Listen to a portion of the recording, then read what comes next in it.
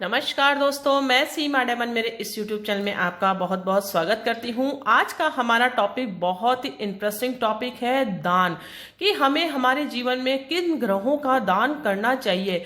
हम अज्ञानतावश कुछ भी दान कर देते हैं तो हमारी कुंडली के अनुसार वह अच्छा नहीं माना जाता है। हो सकता है कभी कभी आप दान कर देते हैं सफेद वस्तुओं का, लाल वस्त्रों का, काली नीली वस्त्रों का, मतलब किसी भी चीज का यदि आप दान करते हैं तो वह यह आवश्यक नहीं है कि वह दान आपके लिए श्रेष्ठकर है।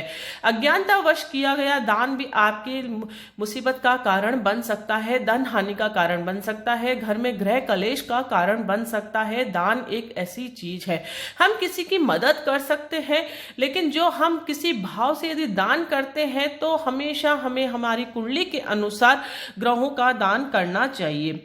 आज मैं आपको इस वीडियो के माध्यम से पूरी जानकारी दूंगी कि आपको किन ग्रहों का कौन कौन सी वस्तुएं होती हैं दान में, और उन ग्रहों का दान आपको कब करना चाहिए। हमारी कुंडली होती है, उसमें 12 घर होते हैं। जैसे कि यह एक कुंडली है जातक की, जिसने मुझसे कंसल्टेंसी करवाई थी, तो उस जातक की है कुंडली है। जिस आपकी कुंडली के अनुसार जो आपके नेगेटिव ग्रह होते हैं, अर्थात जो बुरे ग्रह होते हैं, उन्हीं का दान आपको सदा करना चाहिए। कभी भी जो हमारे गुड प्लैनेट्स होते हैं उनका दान हमें नहीं करना चाहिए। मैं पर्टिकुलर लिखकर बताती हूँ जातक को कि जैसे इस जातक की कुंडली में उसके 3 ग्रह नेगेटिव है, चंद्र, शुक्र और बुध। अब उसको चंद्र का दान नहीं करना है, क्योंकि एक्चुअल में चंद्र उसके 9वें भाव का स्वामी है। तो हमें जो एक्चुअल में हमारी कुंडली में जो हमारे योग कारक ग्रह है, लेकिन फिर भी वह नेगेटिव हो गए हैं, तो भी उनका दान नहीं करना है।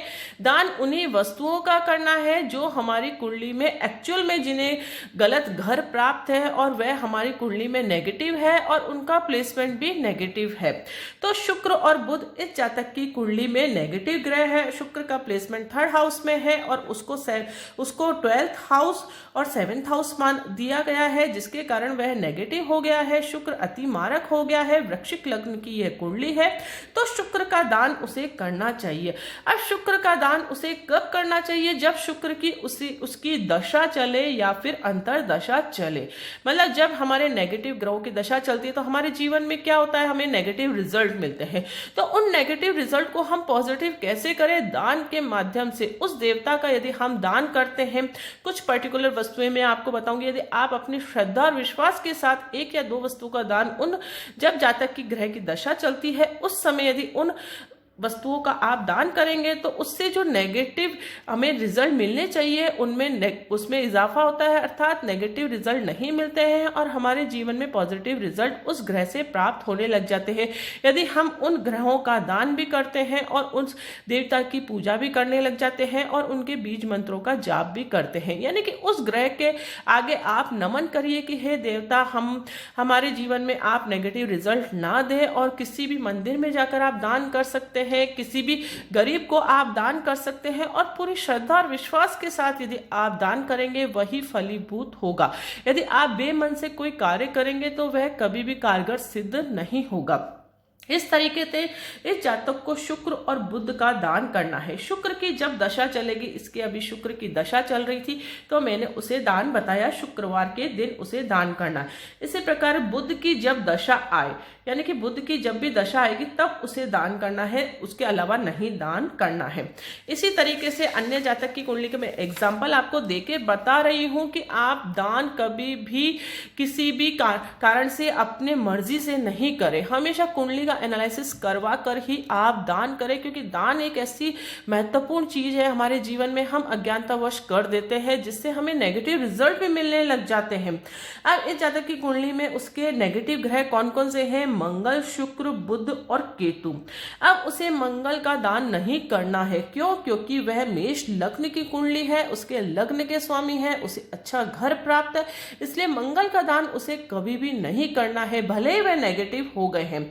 उसे उसे जीवन में शुक्र, बुध और केतु का दान करना है। शुक्रवार के दिन शुक्र का दान होता है, बुधवार के दिन बुधवार का बुध ग्रह का दान होता है और केतु का शनिवार के दिन दान होता है।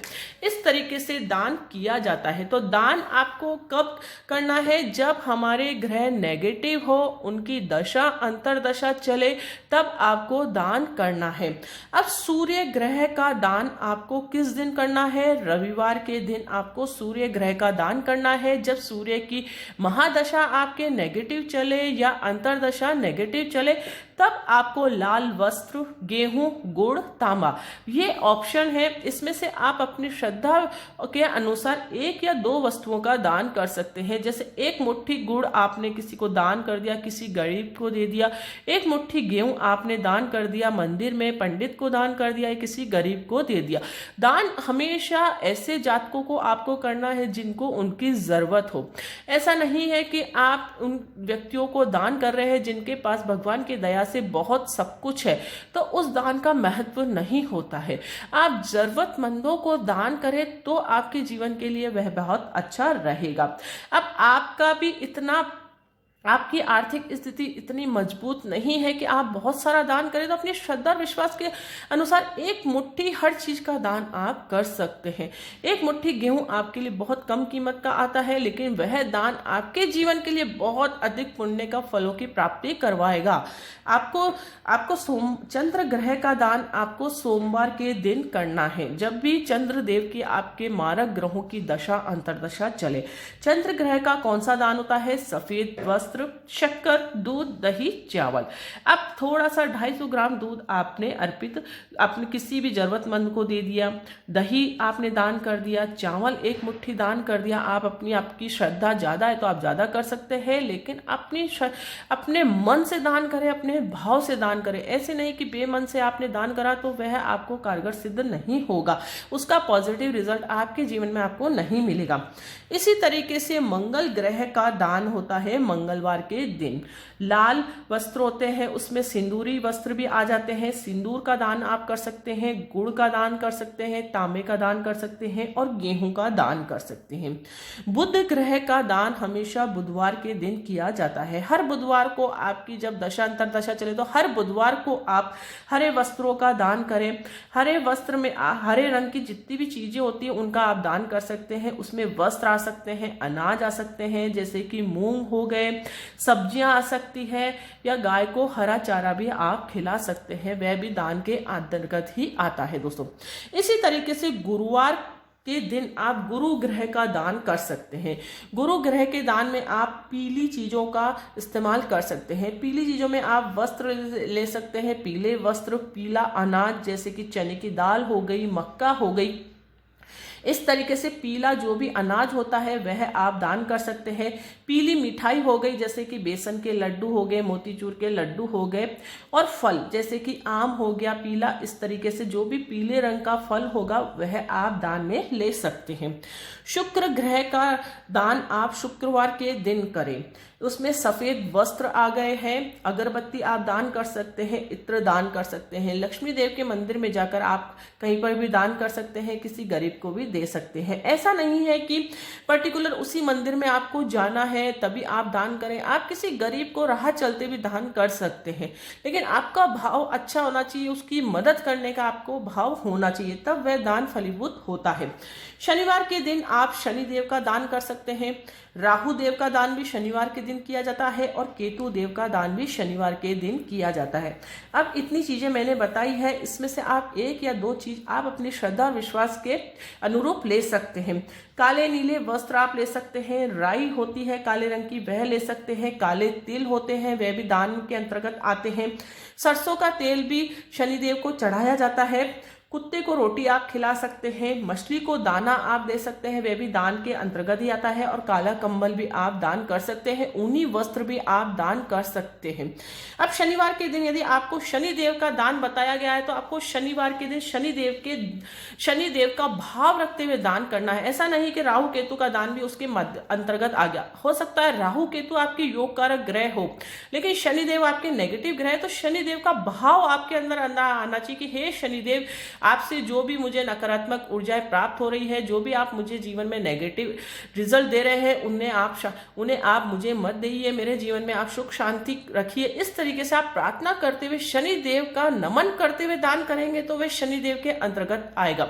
इसी तरीके से राहु देव यदि आपके अंतर्गत मारक है लेकिन केतु नहीं है, तो राहु देव का नमन करते हुए आपको दान करना है। इस तरीके से जो भी देवता का आप दान कर रहे हैं उन देवताओं को नमन करते हुए आप दान करेंगे तो पर्टिकुलर वह दान आपके जीवन में बहुत श्रेष्ठ कर रहेगा। आपको जीवन में नेगेटिव रिजल्ट नहीं मिलेंगे। कुंडली एक ऐसा माध्यम है जिसके माध्यम से हम पूरी जानकारी प्राप्त कर सकते हैं कि हमारे जीवन में क्या घटना घटित होने वाली है और हमारा यह समय कैसा चल रहा है, आने वाला समय हमारे जीवन में कैसा रहेगा। यदि आपके जीवन में कोई भी नेगेटिव रिजल्ट आपको प्राप्त हो रहे तो आप कुंडली के माध्यम से, उनके उपायों के माध्यम से भी आप कर सकते हैं। दान एक ऐसी चीज है जो बिना कुंडली एनालिसिस के आप बिल्कुल भी नहीं करें। मेरी तो यही राय है, आप लोगों को मैं सही राय ही देती हूँ। मेरा इसमें कोई बेनिफिट नहीं है कि मैं आपको कोई गलत राय दूं। और एक रत्न ऐसी चीज है जो बिना कुंडली एनालिसिस के नहीं की जाती है।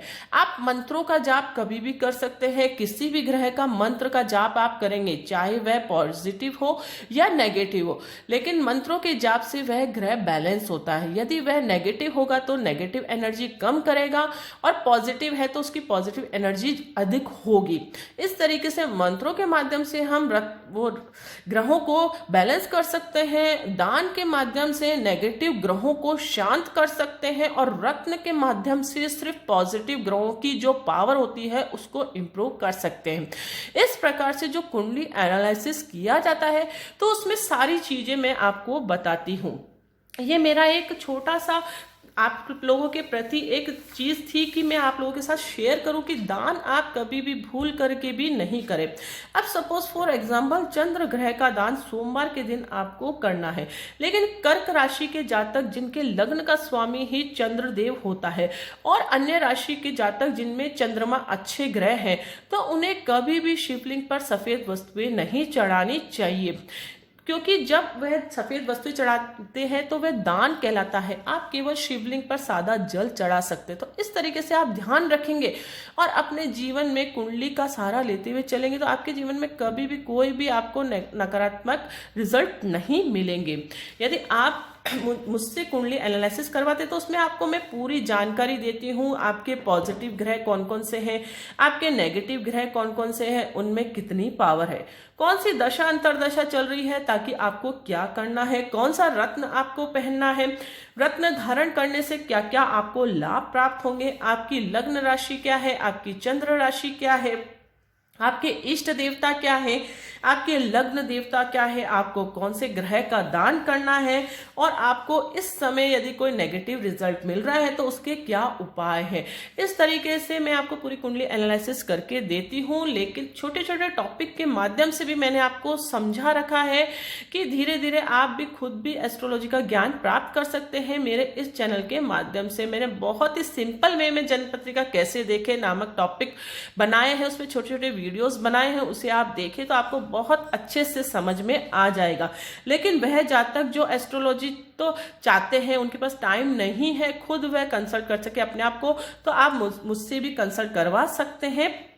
मैं आप लोगों की कोई भी समस्या है उसका समाधान अवश्य करके दूंगी। दोस्तों आपको मेरे नंबर डिस्क्रिप्शन में मिल जाएंगे, मैंने उसमें सेंड कर रखे हैं, आप देख सकते हैं। यदि आप कंसल्टेंसी चाहते हैं तो उस व्हाट्सएप नंबर पर आप मुझसे कांटेक्ट कर सकते हैं। दोस्तों आई होप आपको वीडियो पसंद आया होगा। यदि आपको वीडियो पसंद आए तो आप प्लीज कमेंट्स जरूर करें, और यदि कोई कमी आपको नजर आ रही है इस वीडियो में तो भी आप कमेंट्स जरूर करें, ताकि आपके सुझावों को मैं ध्यान में रखते हुए नेक्स्ट वीडियो आप लोगों के लिए बहुत अधिक बेटर से बेटर ला सकूं।